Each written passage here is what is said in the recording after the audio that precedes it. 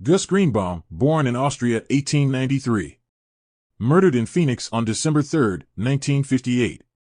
After the outfit killed Bugsy Siegel, the Flamingo's next manager was Gus Greenbaum, who started in the rackets with Al Capone and who handled the wire service out west for the Chicago outfit. Greenbaum was a master of the skim, the money stolen from the casino winnings before it could be taxed, and unlike Siegel, Greenbaum was a professional. He was a man who could be trusted and depended upon.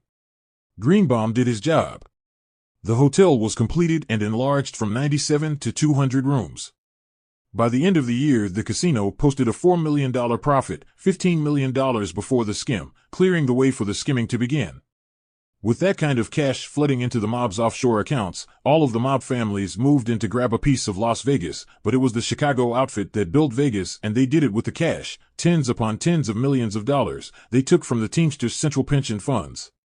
The outfit had sent Greenbaum west to Phoenix, Arizona in 1928 to manage the Southwest division of its wire service, Transamerican.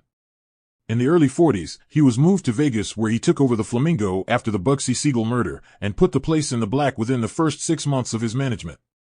By 1950, Greenbaum was widely recognized as the driving force behind the success of the $50 million Tropicana, as well as being known and respected in the underworld as a reliable source of information on Las Vegas real estate.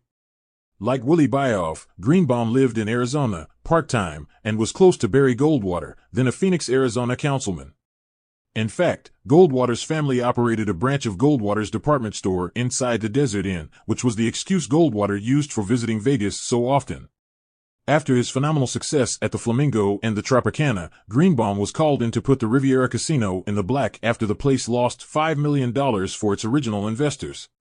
Greenbaum didn't want the job, but Tony Accardo and Jay Guzik, the Chicago mob's money manager and technically Greenbaum's boss, personally flew out to Phoenix to try to persuade him to take the position at the Riviera.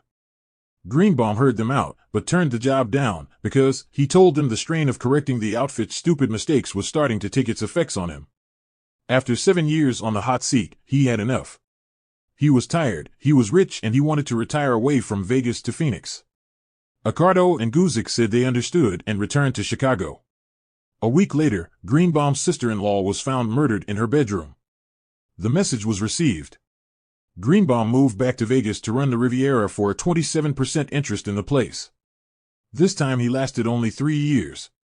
In 1958, Johnny Rosselli, who was close to Greenbaum, was told by Paul Ricca and Accardo to order Greenbaum to step down.